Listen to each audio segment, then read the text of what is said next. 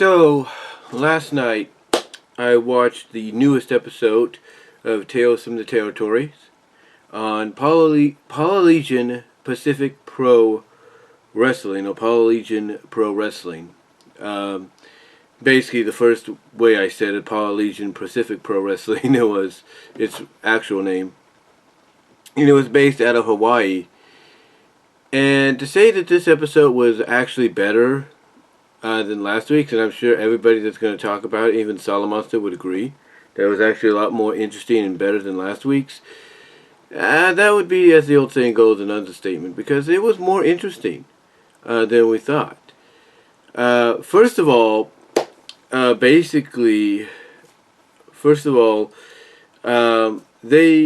touched upon the fact that the NWA, of course, was part of Polynesian Pro Wrestling, basically because it's a territory. And they decided to locate it in Hawaii because it would be a good, drop-off point when you're traveling between the U.S. and Japan, and you need a stop-off, and you basically need a drop-off area to relax, refuel, maybe, spend the night somewhere before you get back on the plane. So they decided that that would be the best place to do a wrestling promotion, and for a time they were correct. They were actually correct on that. And the story itself was actually good, and they had some interesting talking heads here. They had Kevin Sullivan, who had not only competed in Florida and most notably, I should say, in places like WCW, ECW, and so on, as well as I think even Impact Wrestling. But basically, he also competed, like I said, territorial-wise with Florida and in the Carolinas, but mostly in Hawaii. And that's kind of how I think a lot of us knew him. When we first saw him or heard about him, like, isn't this guy that works more of the island circuit, like Florida, Hawaii, stuff like that. I think that's kind of how we started to first, recognize who he was. Anyway, they had him. They had Bruno Laurie, or basically Harvey Whippleman, if you will, Downtown Bruno. They had Laws Anderson. If you're an old school AWA guy and NWA guy, you know who Lars is. And they had Rocky Iaukea, who was, Curtis Iaukea's, I think his son or his grandson or something. But no, his son. It was his son. They had Curtis Iaukea, son on there. And like I said, this episode was actually pretty good because they talked about the formation of Polynesian Pacific Pro Wrestling, how it came about, how High Chief Peter Maivia was the star, was basically the focal point at times of that promotion. How they talked about it, that they had certain stars that, of course, we would see later on in WWE competing there as their top stars, like Sika Alpha, Sika Alpha, whatever his name is, can't think of it right now, who is basically their top champion, one of their top faces. And they talked about the fact that Curtis Iaukea, who, if you don't know who he is, just look up WWE in the early to mid 80s. As well as WCW early to mid 90s, and you'll see exactly who Iaukea is, or you might recognize him, because Iaukea, as far as any of us that knew him from WWE days, WWF days of the 80s, was the Wizard. He wasn't the Grand Wizard, but he was the Wizard. He was basically, along with Kimchi, the manager of Kamala during one of Kamala's initial first runs in the company. He was the manager there, for him. And then, of course, later on in WCW, you would know him as the Master, the one that would call upon Kevin Sullivan and calling him his son, thus creating the formation of the Dungeon of Doom. So you would know him, from those, moments in wrestling, but his real name was Curtis, King Iaukea. So anyway, like I said, they told some great stories here, some that we may have heard of, some we may have not heard of. Speaking of Iaukea, they talk about the fact that he was in a feud with this one wrestler called Nafi. I think his name was Nafi or something. Nafi or something like that. And Nafi was basically the face, and Iaukea was the heel, of course. And Nafi was a Samoan, and Iaukea was Curtis Iaukea was Polynesian, a heel from Hawaii. So he cut this promo, right? He cut this promo, which really incensed every Samoan fan, in every sense of the word. It's basically insulted them.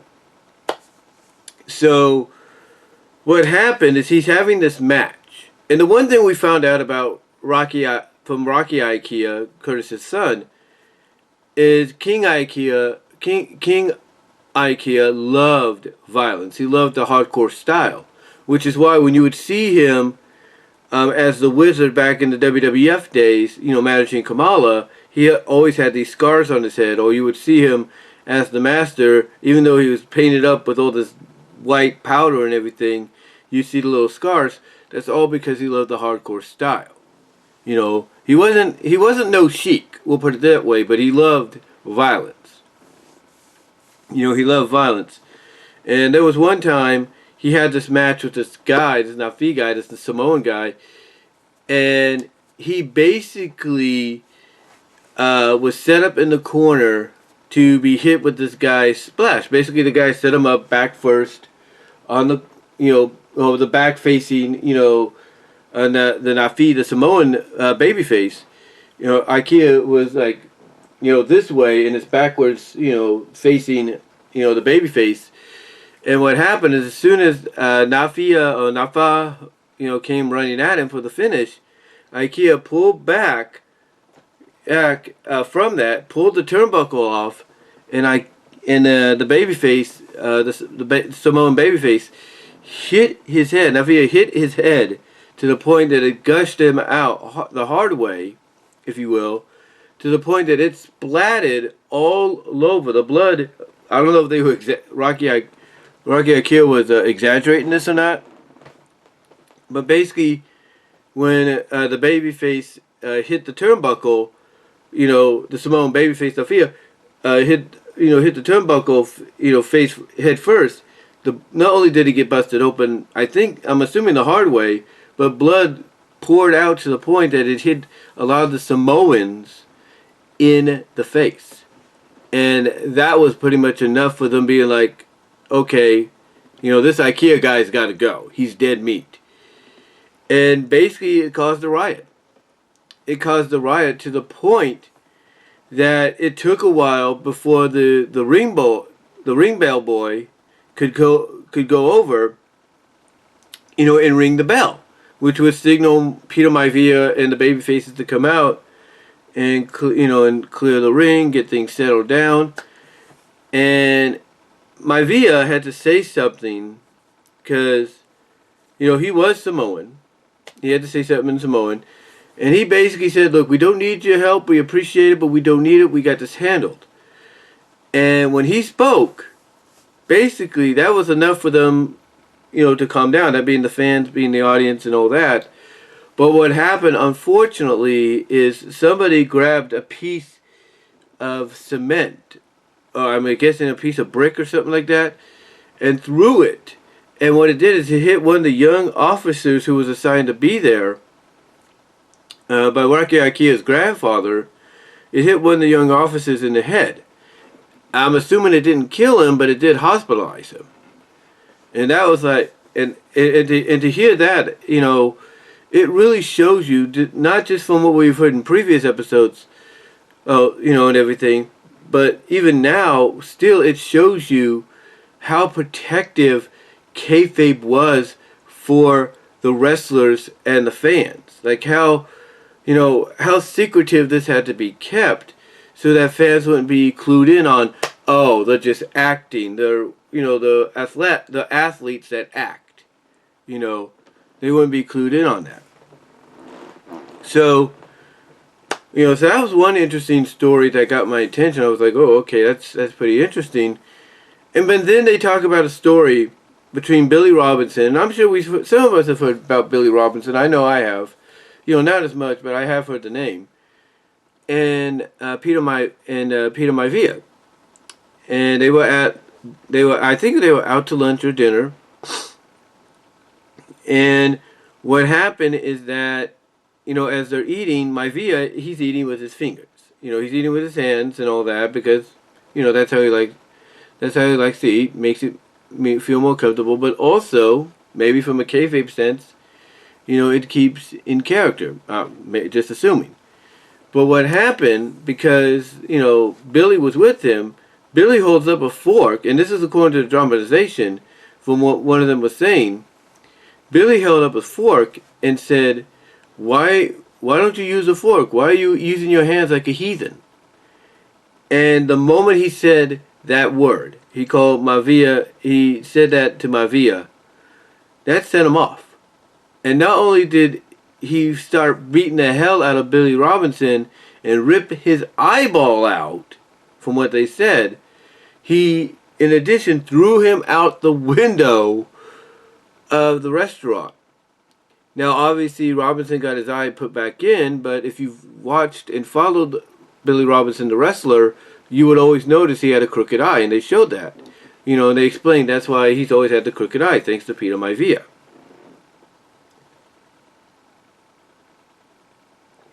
Excuse me, I had to get some coffee. But they explained that's how he got the, you know, the crooked eye. Now, they did talk about Maivia passing in 82 due to cancer, and because of that, his wife Leah Maivia took over, and by doing so, she historically made two things happen. She became not only the first female promoter in an all men's run wrestling business, you know, industry, if you will, but she also became the first of color, the first woman of color to do so. And to say that she understood the business to extent and learning along the way would be, again, as the old saying goes, an understatement. Because she did she did the best she could, probably better than anybody anticipated her to do. You know, they talk about the fact that, you know, she brought in Loz Anderson, you know, to help her with the booking and everything, you know, getting everything organized, getting the talent in and all that. And basically what happened is they decide, okay, we're going to put on a big show. Because what's going on is Polynesian Pro Wrestling's getting a lot of, you know, attention. You know, even though it's a part of the NWA, it's getting a lot of attention from outside sources. You know, basically, you know, mainland sources like, you know, WWE, NWA, you name it. It was getting a lot of attention. And, you know, basically they decided to put on this show. Now, before I talk about that, there is one of the stories they talked about as well, and that was with Kevin Sullivan. Like I mentioned, Kevin Sullivan was always mostly known for working these areas before he really got, you know, the notoriety he deserved.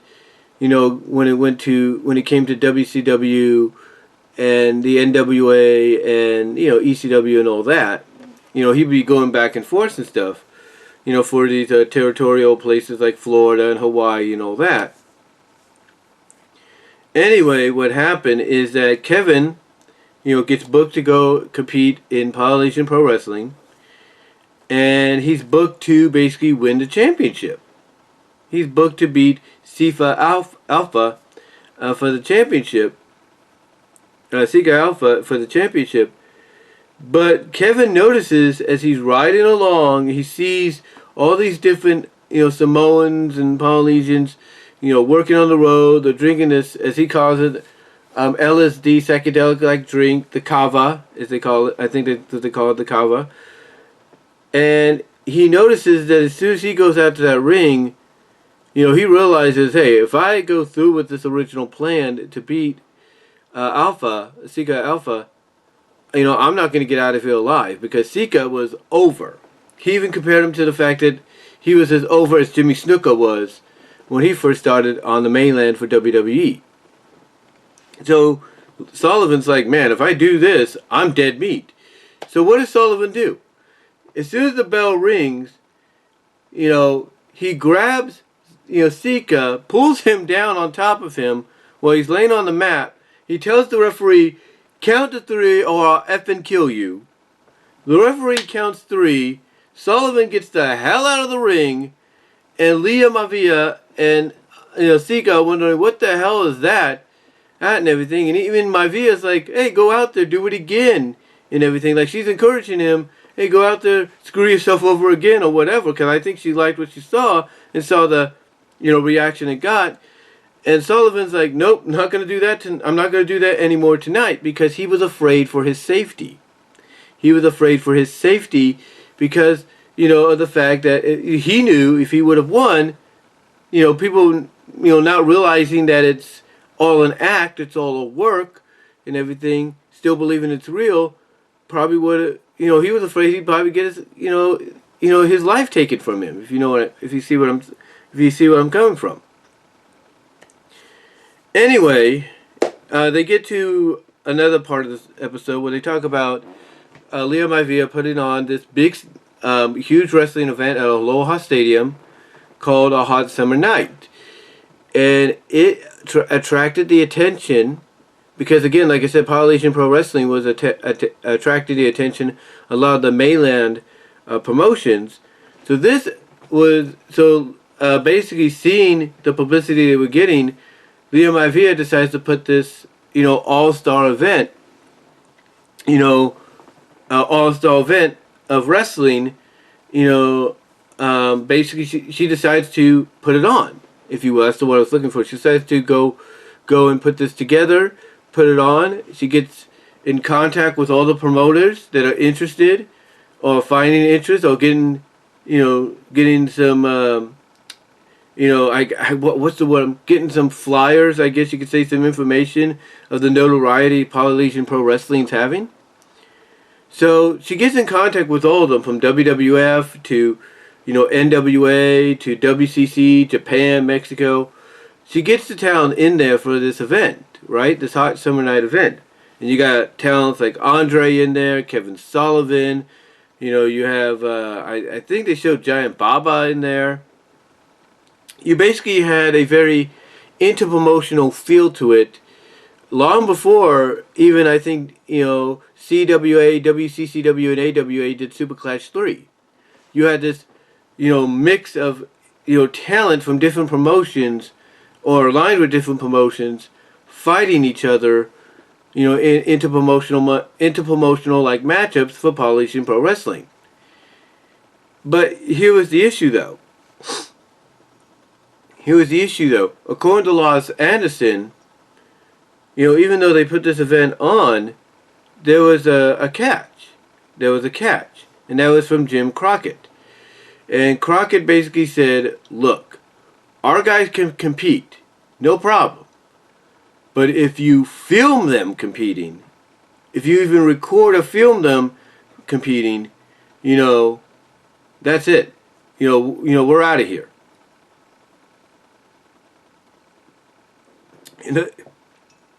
In other words, from what Lars Anderson was saying, is that had they attempted to film, let's say, the world title match between Ric Flair and Sifa Alka, if you will, that, and I don't know if they alluded to the fact that SIFA was going to win the championship, you know, because of course it was Hawaii's Polynesian Pro Wrestling or something.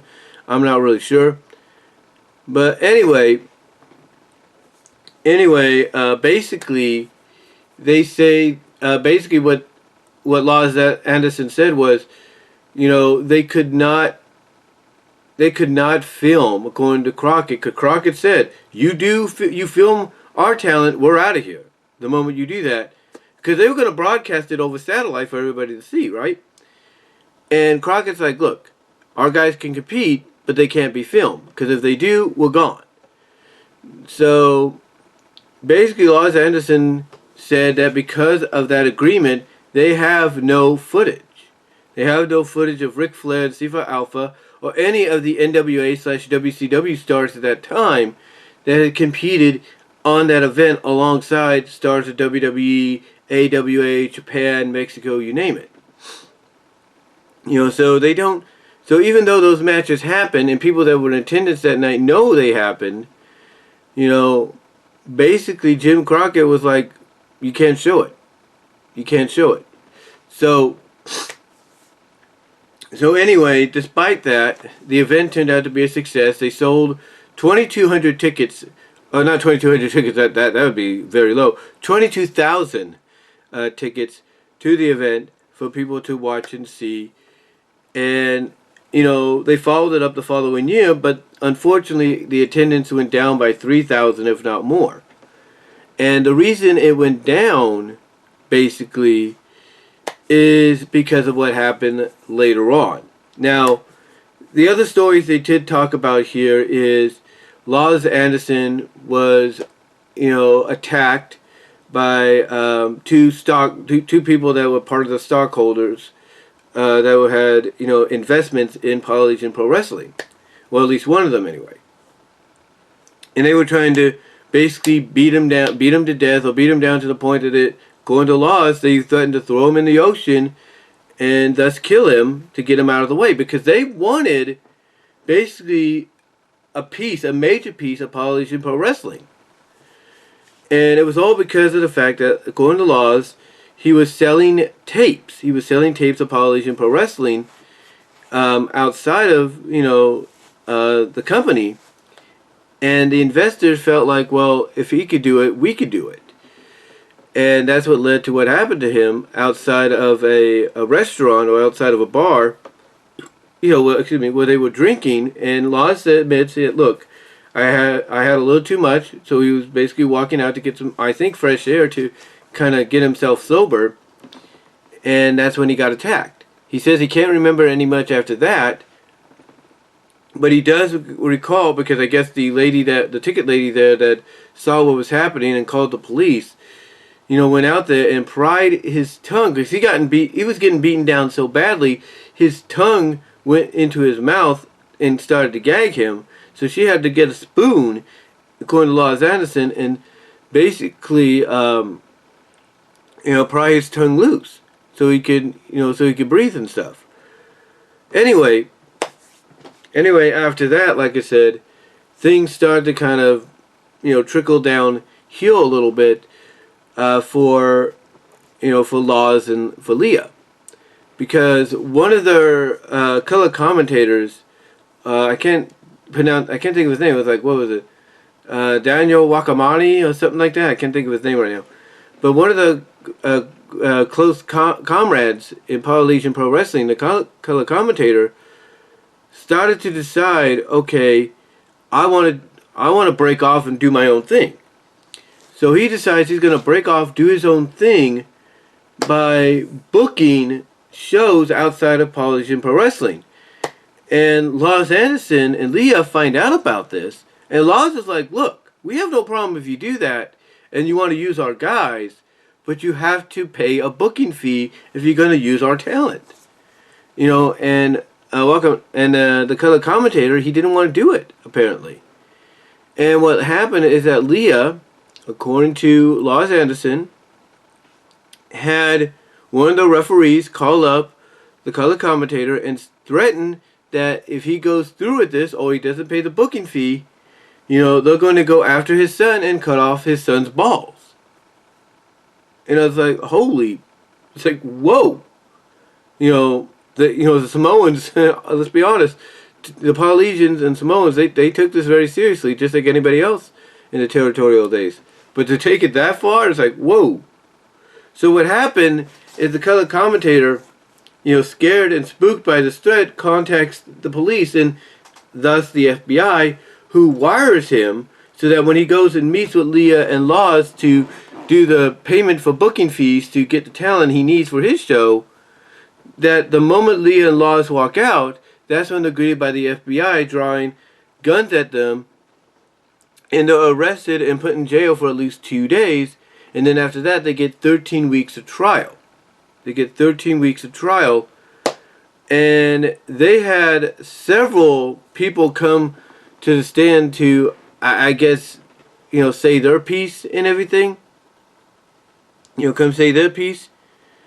And Bob Geigel, who was the head of the NWA, he was the one that basically saved them from probably spending a lifetime or at least many years in prison by saying, look, this is what a booking fee is when it comes to pro wrestling.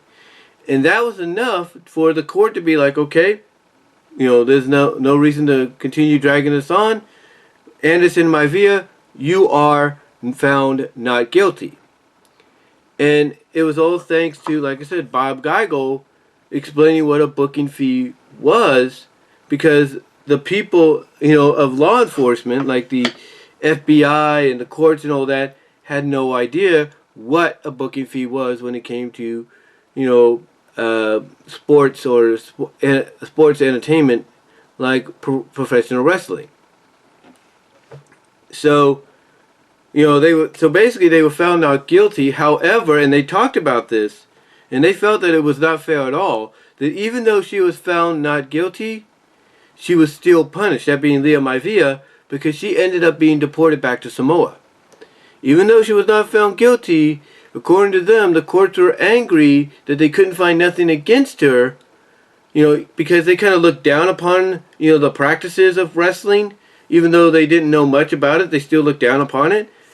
So, even though they couldn't find her guilty of anything, they decided, okay, let's deport her, as an alternate punishment. Like, yeah, we're going to punish her, but not, but we're not going to punish her. We're going to find her guilty, but not guilty. It basically was basically like it just did not make any sense. Even when I watched it, I was like, in my mind, I was like, what sense does that make to send this lady away if, she's found not to have done anything wrong? And again, according to what they said, it's because basically she basically, it's basically because she was running a business that they looked down upon. That's about it. That's about it. She was running a business they looked down upon because they couldn't understand it. That's basically what it is. Anyway, they continue to kind of thrive a little bit. And out of the ashes, they talk about Curtis Iaukea again. And they talk, I don't know if this is before he got into wrestling or it was just a back and forth deal he would do.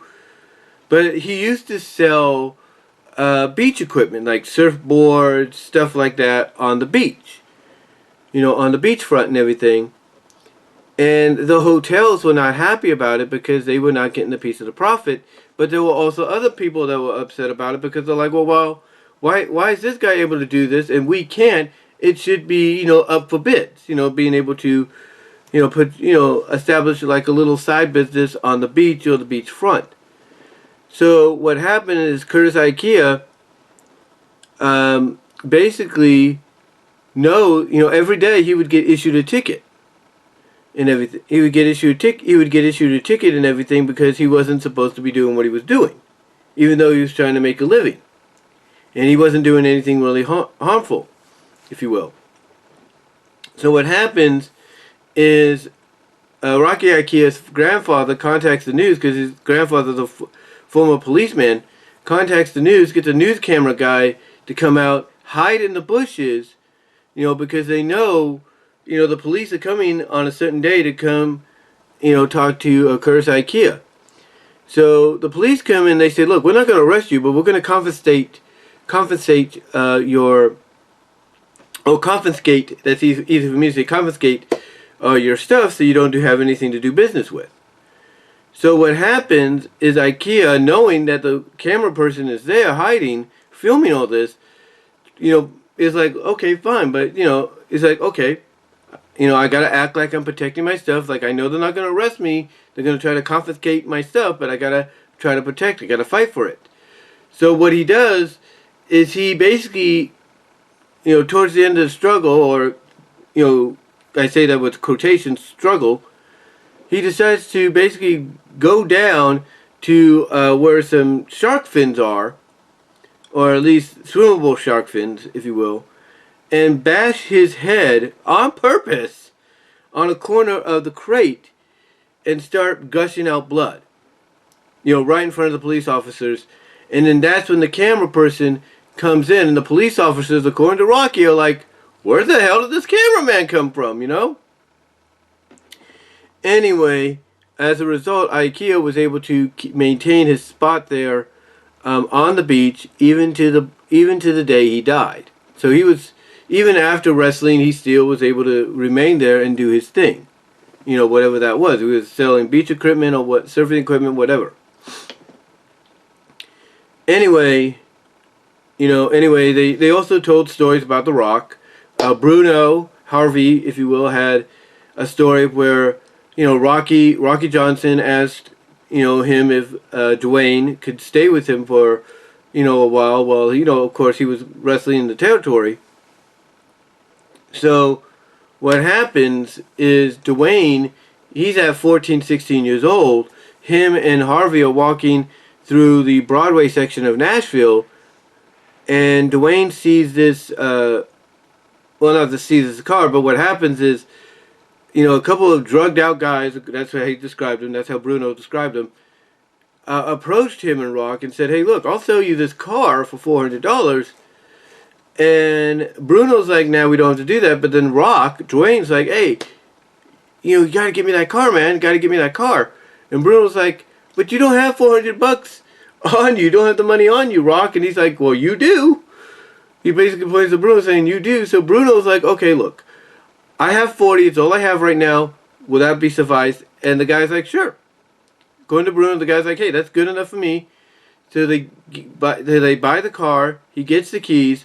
Rock's driving it, and they're not even 3 blocks away from, where they purchased it.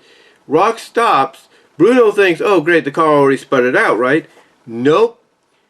Bruno walks over and sees that Rock is arguing with somebody, and it turns out to be one of the other drugged out, homeless people that was sleeping in the back of the car. He was basically underneath all this paper and garbage, and Bruno and Rock have to be like, according to Bruno, they're telling him, hey, we just bought this car for your friend. And according to Bruno, the drugged up, the drugged up, buzzed up guy, gets out of the car and like, oh, I apologize, man, I'm sorry, and all that. But as soon as they get to the hotel where they were staying, and Rocky Johnson sees this, and Rock's showing off to his dad, look at this car he got me. And Rocky Johnson, according to Bruno, was like, that ain't a car, that's a piece of shit. But for Bruno, he went like, he decided to do the TV thing, the censor thing, and go like, that's a piece of bleep, But that's essentially what Rocky Johnson described the car that his son got. Bruno got from his son, that this ain't a car, this is a piece of shit. And what happened is the car stopped running after that, and they had to tow it away from the hotel. And Bruno just looks back at that story and realizes, man, the guy I bought this car for now is basically at the top of our profession and the #1 movie star in the country. It's like, that's unreal. And then, of course, he talks about a story, I don't know if it was recent before they had this meetup or something, but he talks about the story as if it was recent, where he's talking to Rocky about Polynesian pro wrestling, and Rock's like, well, it's just too bad there's no more t-shirts like that. So what happens is Bruno Harvey's like, well, I still have one of those. So he digs around, finds it. It's all tattered and dirty. It used to be blue, but now it's kind of like worn down to like yellow or goldish brown, yellow, whatever. So what happens is he sends it to Rock, and Rock sends him a video message, and we see the image of it where Rock's like, "Hey man, look what I just I just framed and put up in my office, at home." And it's the Polynesian Pacific Pro Wrestling shirt that Harvey had. Anyway though, the story was, but anyway though, the episode, I should say, was in the end actually pretty good. It was actually a lot better than expected, and I'm hoping we get more. I'm hoping that we'll get more episodes out, like this, in the weeks to come. I really do. But this one was really interesting. It was really intriguing to find out the history, with the Maivia family. How they ran their own promotion within the NWA, Polynesian Pacific Pro Wrestling. Love the fact that basically they described it as essentially being, the hardcore territory of NWA professional wrestling, of wrestling period, because of the fact that, you had to be hardcore and violent to be in that kind of environment. But, I love the story. I love the fact that they pointed out that just like with any country now, even nowadays, that if you're from, a different part of the world, even if you're within that same section, like Hawaii is a part of the United States, right? It's one of the 50 states. But if you're a mainland American, you're looked at as a foreigner, or you were looked at as a foreigner, a bad guy. So I like the fact that they described not described, but they talked about the fact that when even the mainland Americans would come in to one of the fellow states, on the outland, which was Hawaii, they'd be looked at as bad guys, as heels, while the Samoans, Hawaiians, and Polynesians were looked at as the baby faces. And Tongans were looked at as the baby faces. So I liked how they talked about that, because again, that's something you kind of see today. Like if Americans go to Canada, the Americans there will get booed, but the Canadians will get cheered, even if they're heels. So I like the fact that they touched upon, that as well, kind of letting us know that, hey, this kind of stuff where you had bizarro world-like kind of atmosphere, even occurred back then, and not just, in the past 20-something years, if you, or 30 years, if you, kind of see where I'm coming, kind of understand where I'm coming from. Kind of see and understand where I'm coming from, that is. But, again, overall, in closing, I thought it was a good episode. I learned a lot more about this territory that not a lot of us heard about, but I'm sure some of us did see when we were younger. So I enjoyed it immensely. I love the fact that they put the focus not just on the company itself, but in the territory itself, but on Leah Maivia and the historical run she had as a promoter, the first female promoter, that is. And again, I can't wait to see what other episodes they have in store for us. I know that next week, and Brian Zane, I know he's looking forward to this. They're going to talk about Portland wrestling. That's right, they're going to talk about Portland. It's called Portland, where wrestling got weird. That's the title. That's the title. But yeah, I like this one. The title of this episode though was called Polynesian Wrestling's Island Dynasty. I liked it, and I highly recommend you guys check it out yourselves. So until next time, guys, I will talk to y'all later. Comment below, live chat during the premiere. Hit the subscribe and bell buttons for notifications to when I have new content coming out. Also, check me out at BW Rose's Discussions, all your favorite audio podcast locations except for Pandora, where you will also get an audio version of this, this very episode. Also, check me out at Venmo at Brian-Warmer-2, Cash App at BW Rose's 98 to help me out financially there right away. Also, check me out at Patreon.com, so that's BW Roses, with a $1 or $3 tier, and a possible $5 Q&A tier in the near future. Also check out my Teespring store for merchandise you can't get anywhere else. Got some new merch in there. Check that out. I think you will enjoy it. Also, check out my DeviantArt page at BVW1979. Check out VENMO at BW Roses for content you can't get here on YouTube. And, that's really about it. Yeah, that's really about it, guys. Again, like the video, hit the subscribe and bell notification button to find out when new content comes out. Live chat during the premiere. Comment below what are your thoughts on this episode and everything. And if you haven't seen it, I highly recommend you do. And until next time, guys, I am out. I will talk to y'all later.